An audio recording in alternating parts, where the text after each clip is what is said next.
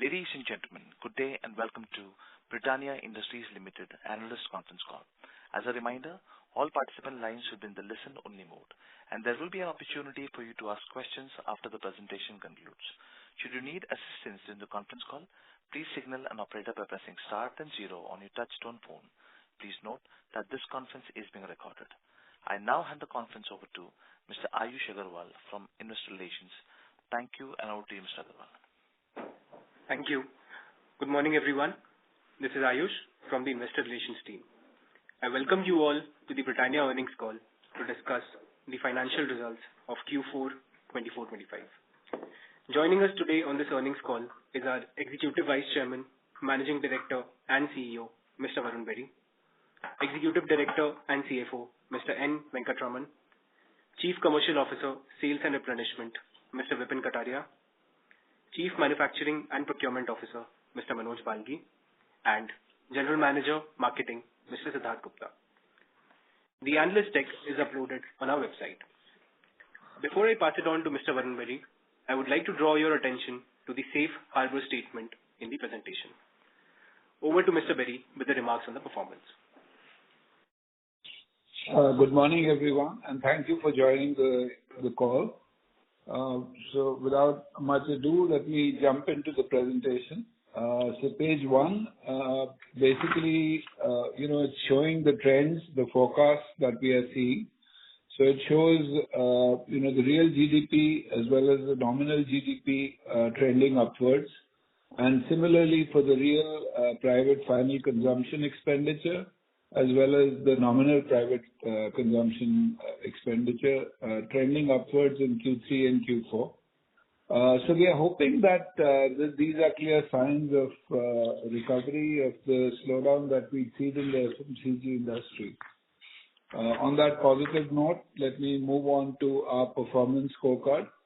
So in this quarter, we've seen a turnover of 4,376 crores, which was on a 12-month growth basis was a 9% growth. And if you look at a 2-year number, it's a 12.4% growth. And profit after tax, we've seen 12.8% of revenue for the fourth quarter, which is a 4% growth on a 12-month basis, and a little flattish on the 24-month basis. Moving on to the next slide, which is the revenue from operations. The revenue from operations for the full year was 17,535 crores, which was a 6% growth on a 12-month basis, and about a 10% growth on a 2-year basis. Profit after tax was again 12.5% of revenue, which was a 3% growth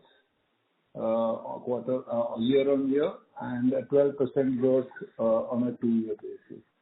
Now getting to our strategic pillars, which you are well aware of, but just reiterating those: distribution and marketing, innovation, adjacent business growth, cost efficiencies, and sustainability. And I'll cover these one by one. So on distribution, we made good progress. So if you look at March 24 to March 25, total direct reach has gone up from 27.9 lakh outlets to 28.7 lakh outlets, and even our rural distributors have gone up from 30,000 to 31,000. We've also, next slide, we've also leveraged, the new channels, e-com namely. The e-com growth has been 7.5 times what it is in other channels. And we've had some e-com only or e-com first launches. So Pure Magic Frames was one such launch, which was extremely successful. The theme was the Harry Potter theme, and we saw some very good results, just launching it with the e-com and quick-com channels. Moving on, we also had some very exciting campaigns. So on Marigold, we had campaign, which was a special edition pack, which we did with Avni Lekra, who is the first Indian woman to win 2 gold medals at the Paralympics. And this biscuit was sized and etched with Avni's gold-winning targets. So that was a very exciting campaign that we did. The second one was, during the Mahakumbh, we had Good Day tied up with Chai Point, which gave us good mileage in that very large event in the country. We also had some very exciting innovations in our adjacencies. We've launched Winking Cow Grow, which is a very exciting product at a very attractive price, and that's doing quite well. It's just been two months, but we are seeing great traction on that product. We've also relaunched cheese, just about 2 months ago. And there again, some channels have started to fire, and we are hoping that the overall numbers will start to look much better than the previous year.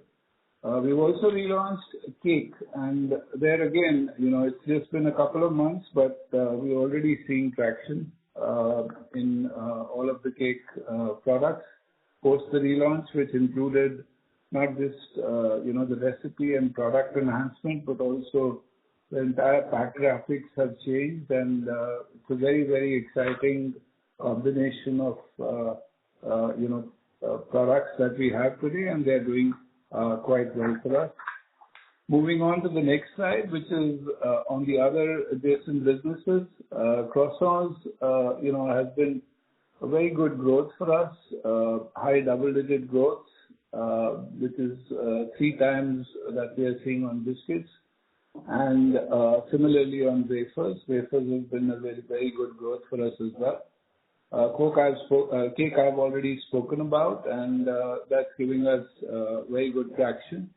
Rusk, again, we relaunched it with a new pack design, and which is just about a month back. In fact, the products are just hitting the market as we speak.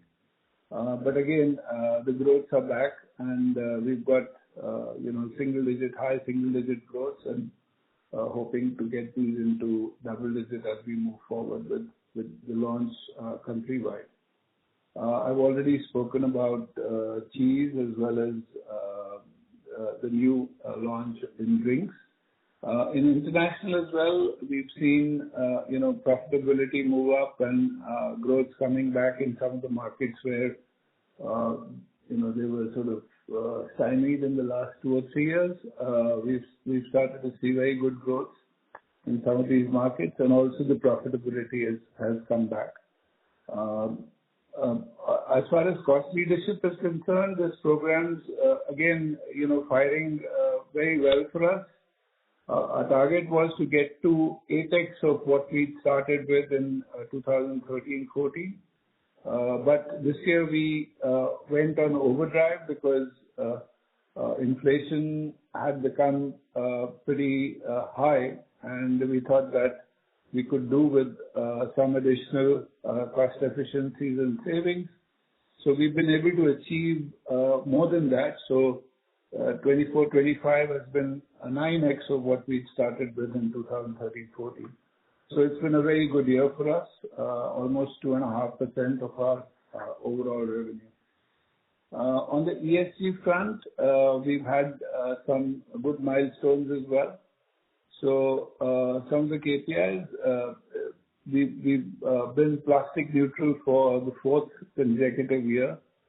We've had 79% of our packaging plastic recyclable, which is an improvement of 17% versus last year. We've also had 75% of our laminate waste, which is recycled, which is an improvement of 23% over last year. Britania Nutrition Foundation today touches the lives of over 305,000 beneficiaries, and that's an improvement of 31% versus last year. And we've assessed suppliers 479 tier 1 suppliers. They've been assessed from an ESG standpoint, which covers 78% of our procurement spend. So these are all very important and very crucial KPIs from our perspective, and we are making sure that we take this to the next level as we get into the next year. We've got some recognitions for what we've done, and these are all listed on the right side of the slide. I'm not going to belabor those recognitions. Moving on, from a cost standpoint, we have seen aggressive inflation. So if you look at flour, if you look at versus previous quarter, which is Q3 of 24-25, there was an inflation of 9%. And if you look at it from a year-on-year basis, there was a 12% inflation.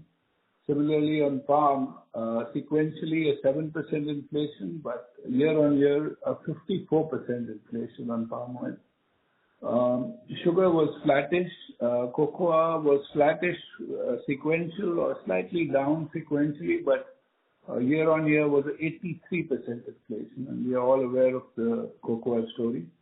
Laminates was fine. It was small inflation from a year-on-year basis. Milk again was 11% sequential and a 21% inflation from a year-on-year basis.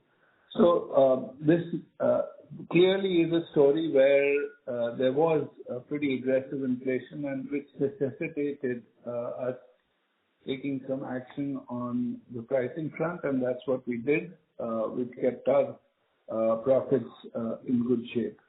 Now, from a cost and profitability front, price actions I've already spoken about.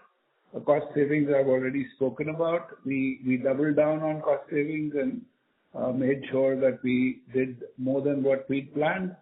And media investments, we had to make sure that we do what was necessary. So we focused on innovations and all the adjacencies and the crucial brands within our portfolio. Focused on those, and we did what was necessary with those. From outlook perspective, we obviously are very closely monitoring which way the commodity prices move. We are going through, the phase when, the new season wheat comes in. We're not very clear at this stage whether the inflation is going to be as far as wheat is concerned, but we are closely monitoring that, and similarly other commodities as well. And we are also very vigilant about the fact that we've taken pricing and, making sure that we are not priced out of the market. It seems that inflation is hurting everyone, so, it seems to be moving in the right direction. The focus will remain on sustaining margins and also at the same time remaining competitive. Next slide is about our revenue trends. Our revenue growth, as I said, was for this quarter was 9%, and for the full year has been 6%. And we've seen, as you see it, in the last 4 years, we've seen a very good year in 22-23 with a 15% growth, and then we've seen 2 tepid years of 4% and 6%. But we are hopeful that things should move in the right direction now on, because the quarter's been, I would say, reasonably good from a growth standpoint. From an operating profit standpoint, again, it's been a pretty good profit that we've looked at. Operating profit has been at 16.4% for the full year and 16.6% for the quarter. So it seems that from both top line and bottom line perspective, if things remain within a certain margin, and I'm talking about inflation as well as the growth trends, etc., we should be in the right place. Now, looking at the overall consolidated report, so net sales for the quarter, 9%. Operating profit has gone up by 2.4%. Profit before tax is also 2.4%, and profit after tax has gone up by 4%. And the full year numbers are on the right-hand side. If you look at the ratios are looking reasonably solid, I would say. 16.4% profit from operations, profit before tax of 16.7%, and profit after tax of 12.4%. So that's the story from my side. Very happy to answer your questions now. Thank you. We will now begin the question and answer session. Anyone who wishes to ask a question may press star and one on touch-tone telephone. If you wish to remove yourself from the question queue, you may press star and two. Participants are requested to use handsets while asking a question. Ladies and gentlemen, we'll wait for a moment while the question queue assembles. The first question comes from the line of Abneesh Kumar Roy with Nuvama. Please go ahead. Yeah, thanks. Congrats on good performance. I have three questions. My first question is on the demand side. We have seen a 7-quarter high sales growth this quarter. Was there a significant impact of Kumbh Mela? Coca-Cola saw 18 crore servings being sold in Q4 in Kumbh Mela, and your product also has very high demand in such demand scenario. So that was one bit on demand. Second is on the outlook. You said clear signs of recovery, and this quarter almost every FMCG company has said. Issue is last 2 years FMCG has seen many false starts. So what will be your confidence level in terms of recovery in FY26? That is the first question. Okay. Amish, we, because we are so widespread, it's not one event which really makes a difference to our overall sales. We did well in the Kumbh, but no, it's too small, to impact our overall sales for the country and for the globe as well. So, we've seen some recovery, and which is the good trend, and which gets me to your second question, which is on the outlook. I'm reasonably optimistic on the recovery happening. I don't think it's going to happen. It's not going to be a hockey stick, but I do think that we have seen gradual recovery, and I do think that this trend is going to continue into the next year as well. So thanks. My second question is on the competitive intensity. So this time the market share chart seems to be missing. So if you could tell us any reasons for that. Second is a lot of FMCG categories, there is a competition from D2C. We have seen some level of impact on beauty, personal care from D2C companies. In your categories, is there an impact, especially now I am seeing Tata's Soulful acquisition now go into Rusk, for example. That's also a startup and D2C now acquired by Tata Consumer. So if you could discuss competitive intensity from D2C and market share data, is there a change? No. So Nielsen has done a complete, change of their panel. So there's, the data even historically has changed, etc. So we were waiting for, the stability to come through, but there's hardly any change in the market share data. It's just that we are not clear what their final numbers are going to be once they sort of clear up their, panel. But it's in the same ballpark. We have not seen. So you're witness, Abneesh, to what other companies report in their calls as well.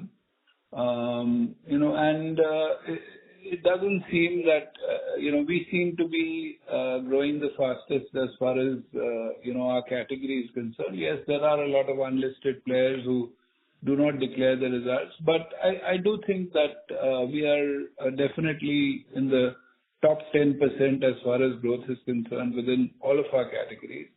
D2C players, I don't think they have impacted us to an extent where, it's becoming an issue for us.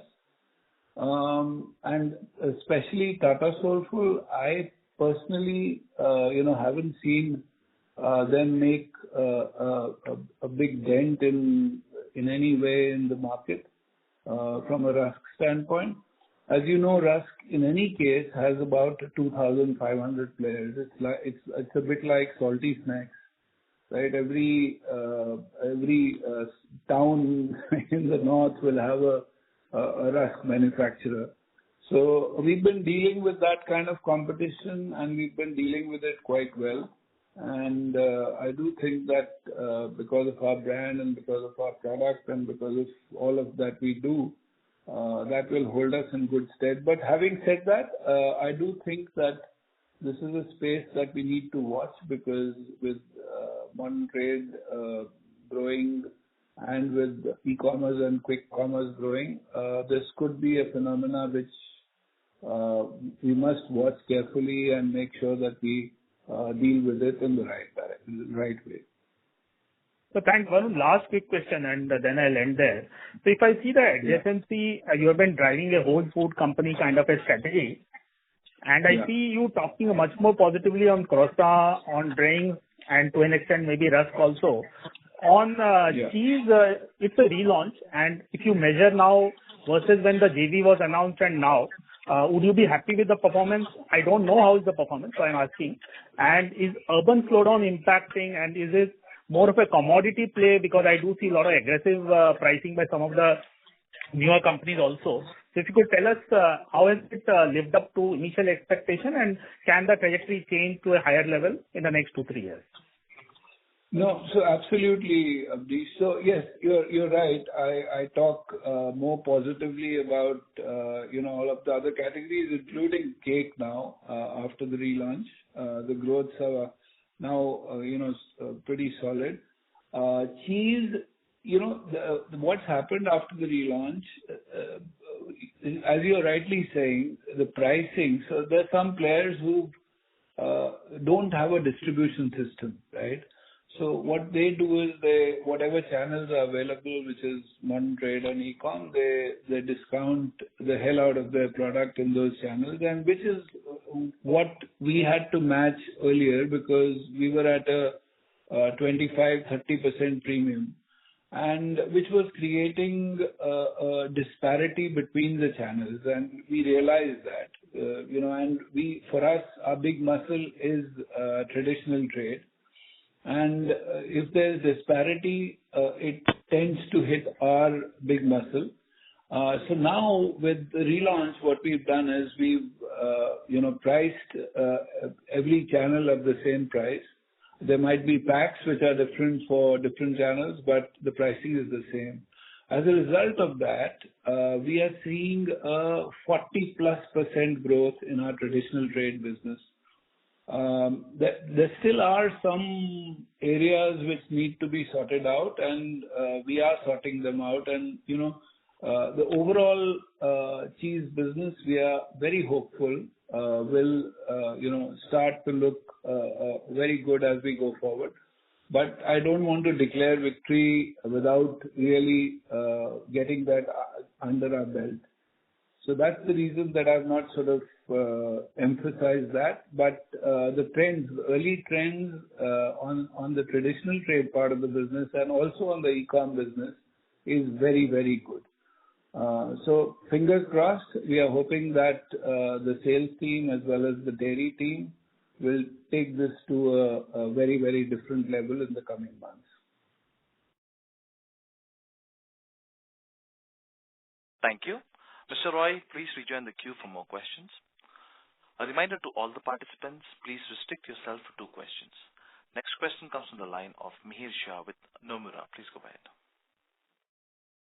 Hi, sir. Thank you for taking my question. So Britania has constantly increasing its direct reach. Now, as you highlighted, that demand is expected to come back.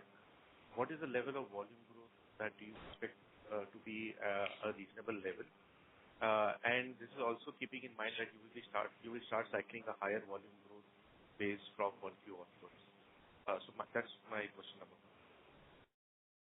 So volume, we've actually, because there's an echo coming. Mihir, can you put yourself on mute? Hello? Mihir? Yes, sir. I'm going to. Yeah. So, so the volume growths have been reasonably good for us, compared to our revenue growth even in the last 2 years.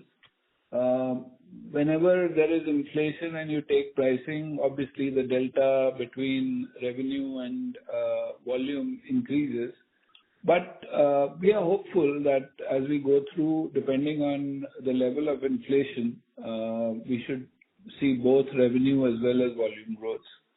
And this year will be a test. So we are hoping that we'll be able to grow revenue and volumes. Obviously, there'll be a delta because we've taken a pretty high price increase in the last quarter, and we will be necessitated to take slightly more price increases to make sure that we deal with the inflation which comes in. But having said that, we are hoping to see healthy growth, both volume as well as revenue. Got it, sir. So secondly, how should one think about pricing from here on? Key raw materials have started to correct quite a bit. So would it be fair to assume that there is no further price increase that one should expect from here? And secondly, do you foresee any competition from smaller players to start taking price cuts sooner than expected? No, Mihir, we don't see that happening because there has been a lot of inflation this year, and we started to take price increases pretty late in the year, and so did the others. So even if there is a correction as far as inflation is concerned, I don't see a reaction of price cuts, etc., from smaller players. It might just be that thereafter we might not need any more price increases. So that's why we are keeping an eye on the ball, just to make sure that we do not miss the trend, and we do what is right for the business. Understood. So if I may squeeze just one more insight, so on other expenses, they have been lower since the past 2 quarters. And one say it's largely because of lower ad spend. And as you're expecting volumes to support volumes, can this number start inching up going forward? And you continue to do that, what is the level of operating margin that you will be comfortable with? We don't give any forward-looking statements, Mihir, but we are comfortable in the zone that we are today, and we would like to stay within that zone and try and make sure that our profit growths are higher than our revenue growth as we go forward. Thank you, sir. Wishing you all the best. Thank you. Thank you. Next question comes from the line of Arnab Mitra with Goldman Sachs. Please go ahead. Yeah, hi, Varun. My first question was on this quarter. Could you just help us with the split of volume and price growth? And in the light of whatever pricing you've taken, I'm sure some pricing will flow in more in the next few quarters. How much of price growth do we expect at this stage for FY26? So the delta is about 5.5% between pricing and between revenue and volume, and it depends. I don't think we will need to take any more price increases. There will be some remnants of the price increase which move into the first 2 months of this quarter, but thereafter, I think. The way the commodity situation looks, it might not be necessary to take pricing beyond that. But that will all depend on how the trends move through the quarter, and we will have to take a call based on those trends. Yeah, thanks. That's very helpful. The second, actually, just to repeat, just following up on the input cost question. So we broadly know that palm oil and crude has seen some correction sequentially. How is your expectation on wheat prices? Because I know the season is already done. And in that light, would you say that, I mean, whatever input cost deflation we see potentially goes now into improving gross margins back to the historical trend line, or there could be a possibility of lowering of prices if the current spot prices hold in some of these commodities? No, so I don't think wheat prices, we will see a deflation in the wheat prices. Actually, I'd let Manoj comment on that. Manoj? Yeah. So this is Manoj. Wheat prices have been higher than last year, though the crop has been higher than last year, but the minimum support price offered by government is about 7% higher, and we don't expect a deflation in wheat prices. Sure, understood. That's very helpful. Thanks. That's it from my side. All the best. Yeah. Thank you. Next question comes from the line of Jay Kumar Doshi with Kotak. Please go ahead. Yeah. Hi, thanks for the opportunity. My question is on succession planning. We saw that, you've been appointed as CEO as well. So are you not looking to hire a CEO anymore? I mean, after Rajneet moved out? No, that's not the point. This is or is this an interim arrangement till you hire someone? Yeah, so it's a statutory requirement that, a position of CEO has to be filled. So that's where it is. But the succession planning is in play, and it will definitely be clear to you in the next 3-4 months. So things are in play. So I can't comment anything more than that right now. That's helpful. Thank you so much. That's it from my side. Thank you. Thank you. Next question comes from the line of Latika Chopra with JP Morgan. Please go ahead. Yeah, hi.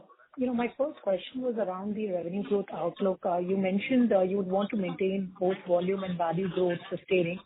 Looking at price increases are going to amount to roughly 5-6%, the kind of price increases we saw in Q4 to play out.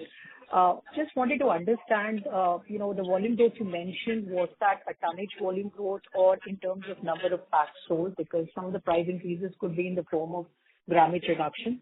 And as you look forward to FY26, do you get a sense of, arriving at a double-digit kind of trend for revenue growth? We clocked 9% in Q4.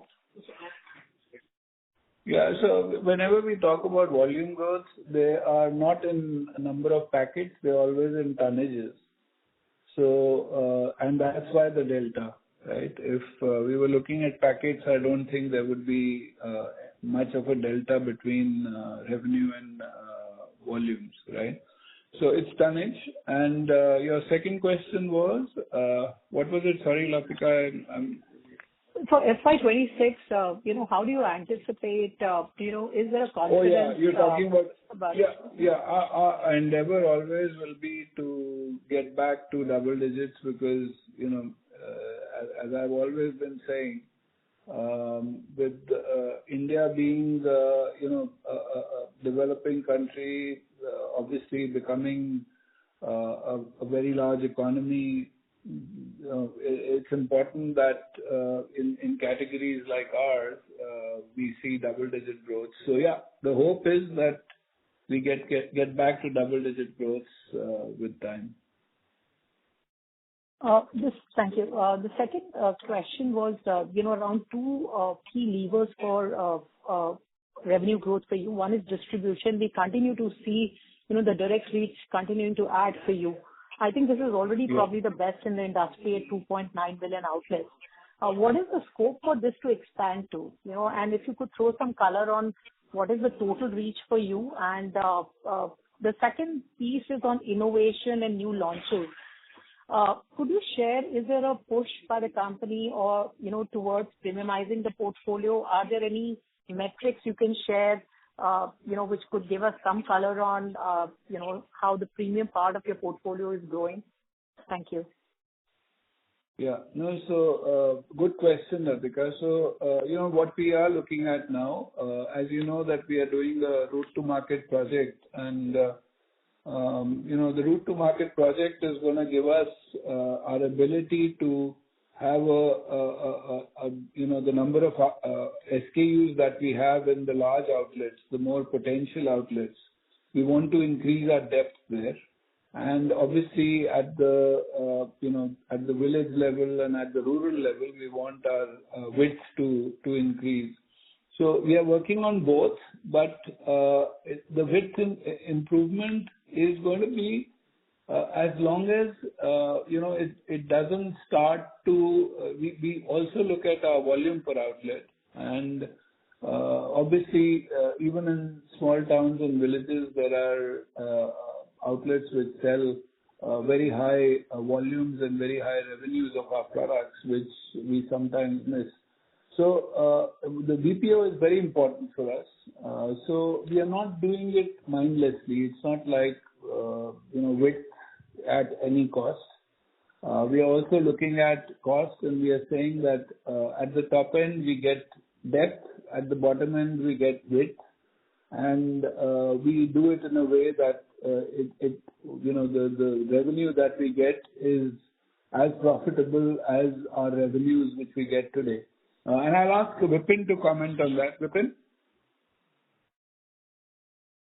Yeah, Varun. So, Radhika, basically, just to give you a sense of the category, we are into one of the most, widely distributed categories. A 9 million outlet base, we reach about 3 million directly, right? And then there is, component of indirect. And indirect, if I add with direct, so our total reach is about 6.5 million. And over a period of time, we're adding distribution both direct as well as indirect.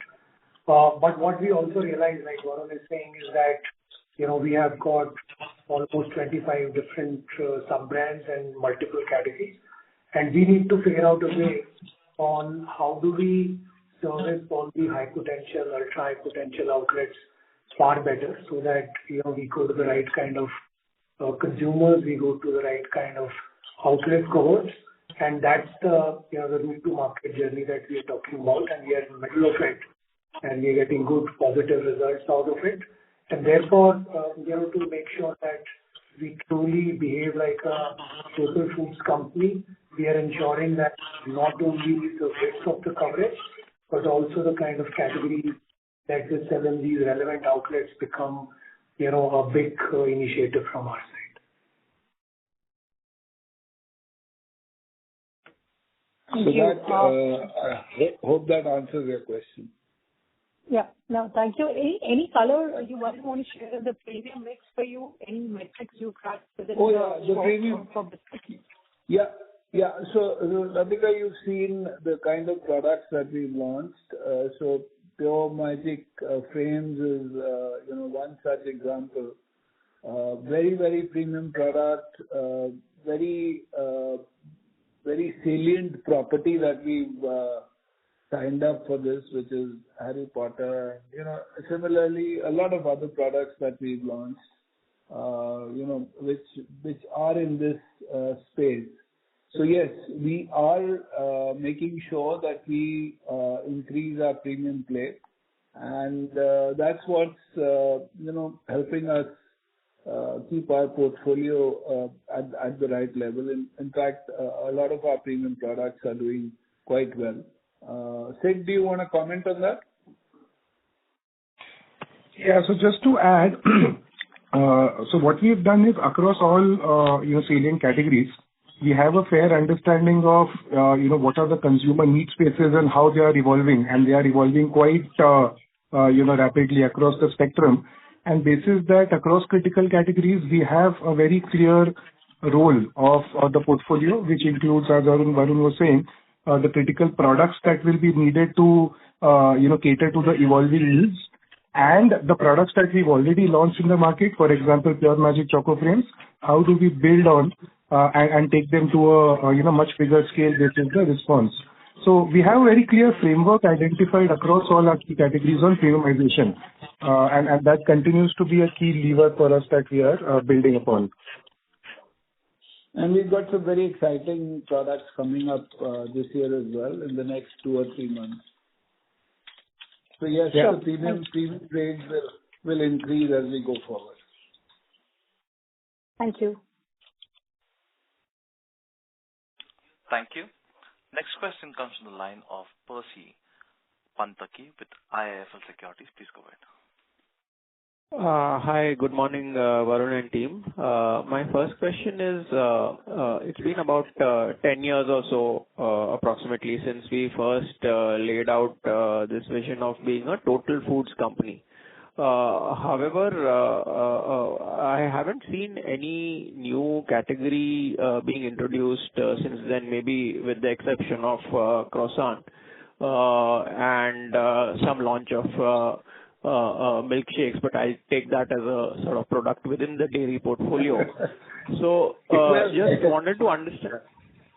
Just wanted to understand if basically you're just happy growing the adjacencies, and of course there would be renovation as part of any company business as usual. But are you happy growing the current adjacencies for now, and maybe some new category either organically or inorganically isn't an immediate focus for you in the next 1 or 2 years? Percy, first of all, we have gotten into, so as we spelled out when we gotten into this strategy, the idea was to look at categories which are extremely close to what we do and then start to get further and further, right? And with that, we've launched, so frankly, it seems like it's within the same category, but frankly, today we've got a lot of products which are completely new and have crossed, some of them have crossed 100 crores, some of them have crossed 200 crores. So, croissant getting close to 200 crores, milkshakes crossed 200 crores and beyond, wafers, getting to crossing 100 crores. So, lots of these categories and which are giving us that, bump up. So, I think, and these are all, like we didn't know ABC of milkshakes, right? We were not a drinks company, right? And we took the plunge and put in the best technology. We have today aseptic line, which when we put it up, even Coke and Pepsi didn't have it, right? So we've done it the right way. We've got good results. We are seeing things moving in the right direction. Now, has it made a difference which we would have expected? Well, it certainly added up to give us the adjacent portfolio, which is much larger than what it used to be. But I would say that probably we've been, caught at a time when the economic situation was a little tough and FMCGs were not getting their time in the sun. But today, I feel and very clearly feel from even trends that we see in the market that all of these and adjacencies, I call adjacencies, which is anything outside of the biscuits, all of these are looking very positive and we are seeing really good growth. And even within, let's say, a cake category, right? There's so many new products that we've launched. We've launched Layer, we've launched Swiss, we've launched, brownie, we've launched so many of these products, which you cannot call as extensions or, these are not extensions. Some of them have completely different technology. So from that standpoint, I think we will stay with this for the time being. We are not gonna, violently go wide where we go very far away from our core. We will stay with this, but we will make sure that whatever we've done, we double down on it and grow it at a very rapid pace. So that will be the plan. And wherever we have opportunities, we will test market. And if there are big opportunities, we will launch. But more or less, we will stay and grow the current categories that we have because there's immense potential to take them to the next level. Got it, Varun.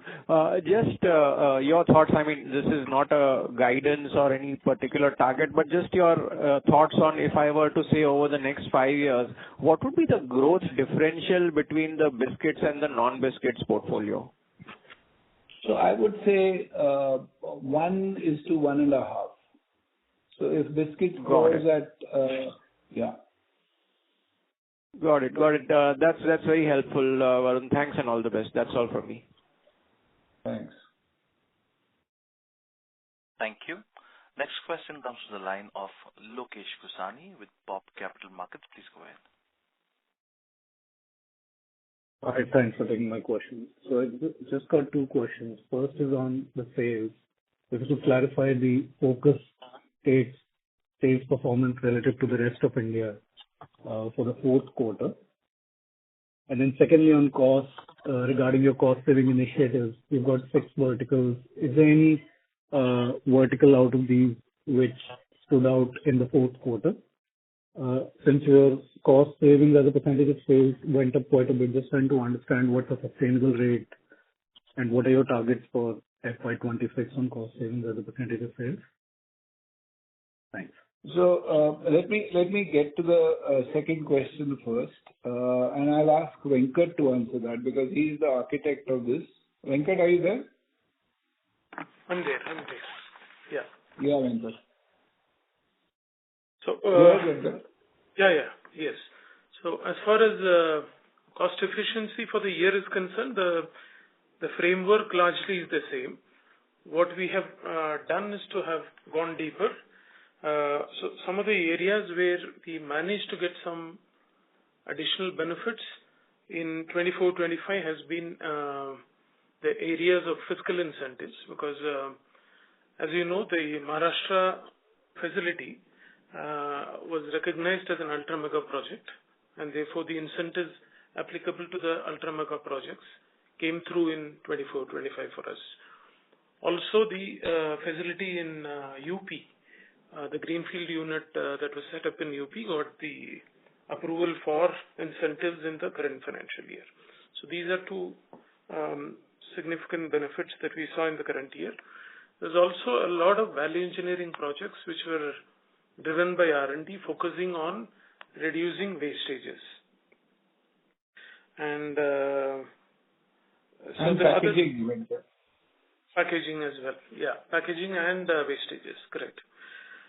In addition, the initiatives were largely around improving manufacturing efficiencies. Buying efficiencies was a very significant thing that we worked on in the current year. Also on distribution. So I think broadly these are the areas that we have been able to work on. And like Varun said, it has been 9 times what we started the program with in 24-25. And in 25-26, we are planning something over 2.5% of the top line. So, understood. That is and then just on the fourth quarter, would it be fair to say that buying efficiencies were a major part of the incremental savings that you got? It was across. I wouldn't. Buying efficiency was higher. You're right in Q4. Correct. Understood. Thanks. And on sales, if you could. Sorry? Thank you. Next question comes from the line of Nihal Mahesh Jham with HSBC Securities. Please go ahead. Hi, good morning. I just had one question. Is it possible to share the proportion of adjacencies for FY25, and if you could give a ballpark split among the adjacency portfolios? So the adjacency portfolio, there are, the big ones are cake, rusk, dairy, bread. They're all about the same size, about, let's say, 100 million, give or take. And then we have the smaller ones which were launched, in the last 4 or 5 years. Croissant, milkshakes, wafers, which are all in between 100 and 200 crores, or 100 and 250 crores. So, Venkat, what's the split today? It will be about 75-25. All of them. 75. Yeah. Sure. Thank you so much. Thank you. Next question comes from the line of Kunal Bora with BNP Paribas. Please go ahead. Yeah, thanks for the opportunity. Maybe if you can give a similar breakup in case of raw material, how much is wheat, palm oil, milk, sugar, cocoa, FY24 composition of raw materials? Manoj, you can take that question. So from a percentage point of view, roughly about wheat and oil will be about 30% each, and about 20% by sugar. Understood. Okay. And second, then there are lots of small ones. Yeah. Understood. Thanks. Second one is on quick commerce and how it impacts you. I mean, like, just if you can give a sense of what is the contribution, what kind of packs get sold, are you seeing any additional competition because of it? As consumers reduce their visits to Kirana, does it result in loss of some impulse purchase? So yeah, just your sense on how quick commerce impacts your business. So quick commerce is now approximately 4% of our sales. Well, quick commerce and e-commerce, but a large part of that is quick commerce today. And it's been growing fast, but still reasonably small in the overall contribution. Obviously, the convenience of it, the consumers are enjoying that. It's growing because there's a three-cornered fight, between the three big players in that space. I think there are certain categories where it's even become 30% and 35%. But in our case, I see this move from, let's say, 4 to 8% in the next 3 years, but not beyond that. Vipin, would you like to comment on that? Yeah. So see, first, just to, tell you about the composition of the Q-commerce in total across categories. So the biggest in Q-commerce is, let's say, staples and groceries. Then comes, fresh, which is basically milk, pouch curd, right? Then there is personal care, and then, is packaged foods, right? So from that perspective, when you compare this 4% salience coming out of e-com, right, is fairly decent because in personal care, that same percentage salience will be double digit, right? So I think we are rightly placed in terms of the percentage salience. Point number 2 is that we are consistently gaining market share. Third is that, we are aware of this entire disruption which the personal care space has seen because there's a lot of insurgency which comes into play. And therefore, if you hear what Varun was saying, was that there are a lot of digital first brands that we have lined up. In fact, a couple of them have seen good success like Choco Frames, and we have got few more lined up in this year as well. So therefore, we have to protect our core, gain share there, and also make sure that, all the insurgent brands, are basically taken care of through a lot of these digital first brands. I think how we see e-com is basically part of the route to market, which is how do you make sure that you augment the general trade, right, in terms of reaching to the consumer. So let me give you an example. So there are a lot of premium products which general trade Kirana store will hesitate to stock, but we've been able to turn the tail and make those big. So let me quote an example of, let's say, cake, brownie. So brownie is a product which, might face, limited distribution because of some resistance, but through e-commerce, we've been able to make significantly good business out of it, right? So therefore, the playbook is that we take a non-conflicting route, we take a route which augments our overall distribution and selling, and that is how we've been driving e-commerce going forward as well. Understood. And does it result in any loss of impulse purchases because consumers step out to the Kirana's list? See, I think it only adds to impulse, because if you see, and all of us are also users of Q-com. So instant gratification, occasion-led buying is only getting accelerated and accentuated through Q-commerce, right? And therefore, our impulse portfolio is finding good favor in Q. And then we also have a large out-of-home business, right? We make sure that we are there in a lot of places where impulse consumption happens. Thank you. And just one last quick question. Other operating income, you had a big increase because of maybe incentives, 4 billion. Where does it go from here? Venkat, you want to take that? No, it should. We are not setting up any new units. Now, most of the units that we had set up are eligible for incentives. The one in TN, UP, Orissa and Bihar, and Pune. So these are the incentives that we are eligible for. So it should stabilize, is my sense. Okay. And for how many years does this continue, maybe at close to current levels or maybe a little more than that? So each one is for a different period of time. Yeah, and some of them will end soon. Some of them will continue longer. Okay. But the big one is Ranjangaon, which will continue for how many years, Venkat? It is till 2037 or 38. Yeah. Okay, long time. Okay, understood. Okay. Yeah. That's it from me. Thank you. Yeah. Thank you. Thank you. Next question comes from the line of Jaykumar Doshi with Kotak. Please go ahead. Yeah. Hi. Thanks for the opportunity again. One request, if you could, add some disclosures on biscuits and adjacencies, either on a 6-monthly or annual basis, because the 75-25 split has been there for a few years now. And when I look at the old interviews, you've always maintained that 75-25 should go to 65-35 in 5 years. But when we ask you this mix at the end of every year, it doesn't seem to change. So, it will help us appreciate, the progress better, sir. If you can, even once in a year also will be good to know. Second is,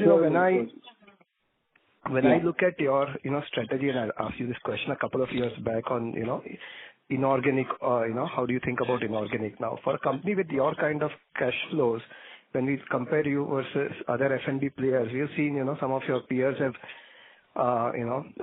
been more open to inorganic opportunities, and there are some success stories as well. And we don't even sort of hear about Britania evaluating any, right? For instance, there was Capital Foods or, there have been other such acquisitions. Britania is not even, participating in or evaluating it. So, is there a group level resistance or reluctance on inorganic, and, is it that you're happy with whatever you can do organically, you don't really want to grow faster through inorganic route? No, that's not true, Jay. We would be happy to look at it. It's just that we are very conscious of returns, right? Whatever we invest in, we would like to see returns. And whenever we've seen any of these big, transactions that have happened, we have evaluated them, but we haven't been able to figure out how we'll get returns on these transactions. But you tell us, is any of these big transactions have really been worth it? Have they given the returns to these companies? We feel that getting a ROI on any of these investments is very tough because of the valuations in the country. But would be very happy to stand corrected if you feel that there have been some big transactions which we could have missed. I think Mix has done fairly well for Marico, still early days, and Capital Foods is also something still early days. But I just thought, so a fair point. I take your got your perspective. Thank you. Yeah. Thanks. Thank you. Last question comes from the line of Tejas Shah with Avendus Spark. Please go ahead. Hi, Varun. Thanks for the opportunity. Varun, your decade-long cost-saving discipline has been exceptional across FMCG. But at some point, do efficiency gains start to taper off, and is there a risk of cutting into growth-linked spends in pursuit of savings? I don't think so. See, as I think I've said this earlier as well. We in India, tend to get spoiled by the kind of growth we get, and hence cost efficiencies takes a backseat. Think about companies that operate in, countries with, let's say in Japan or in the US, where the growths are 0.5% or 1%, right? And price increase opportunities are very limited. The entire focus is on cost efficiencies to make sure that they shore up their bottom line year on year. And we've learned from them, right? We've looked at how they sort of go after costs and how they get these costs. And every company has great opportunities to optimize costs, right?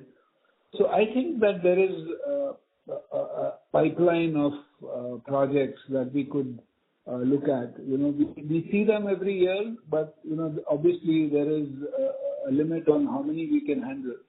So we focus on the large ones, and then we start to. So the process is very good. Our process starts in the month of November, let's say, right? And we start to identify these projects for the year starting on the 1st of April. And then we start to build on these, and these are cross-functional teams which work on them and start to implement them. So I think we've defined the process very well, and our teams, the inherent thinking of our team is to make sure that we get these costs home. So it works very well, and I do think that this is not going anywhere. We have enough projects to take us through the next 10 years with the same kind of savings. Got it. Second, we have done fabulously well on quick commerce as a channel. Just wanted to know, how do you see it in terms of margin accretion and working capital discipline in overall scheme of things? So for us, again, it's a mindset within the organization to make sure that we look at profitability for every channel. So for these channels, it's very important to make sure that the profitability is looked at. And these are, I wouldn't say they're accretive overall, but they are certainly in the same ballpark as our overall profitability. And we are very conscious of that, because if you have tailwinds in a certain channel or a certain pack or a certain brand, it's important that channel or that pack or that brand is equal to or greater than the profitability of the company, and that we focus on to make sure that we don't lose that aspect of our profitability. So that's how it works for Q-commerce as well as e-commerce. And despite that, we've also been gaining share within these channels. Got it. And even on working capital, they are equally good. Yes. Okay. That's all from my side, and all the best for coming quarters. Thank you. Thank you. Ladies and gentlemen, due to time constraints, we have reached the end of question and answer session. I would now like to hand the conference over to Mr. Ayush Agarwal for closing comments. Thank you, everyone, for spending time with us on the call today. We look forward to interacting with you again in the future. Thank you. Thank you. On behalf of Britania Industries Limited, that concludes this conference. Thank you for joining us. You may now disconnect your line.